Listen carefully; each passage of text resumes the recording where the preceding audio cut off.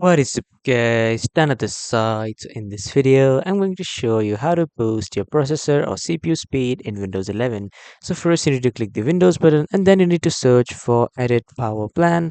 And after searching, you need to simply click on this. And after clicking here, it will open in a new window. From here, you need to click on Change Advanced Power Settings. And from here, you need to click on Processor Power Management.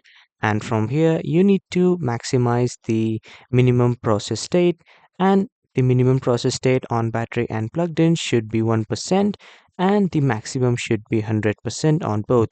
After that, you can just simply click on apply and then click on OK to save the changes. And the another way is to just simply click on this Windows button again and then open the settings. After opening the settings here, you need to search for startup apps, or just simply search for startup and you will see the startup apps option. Simply click on it once and then here you will see all the applications which just simply start up when you turn on your computer or laptop. So you can just simply turn this toggle off by just simply clicking on this button, and you can just turn off the apps that are unnecessary to you while starting your computer or PC. So that was all for this video everyone. Thank you for watching.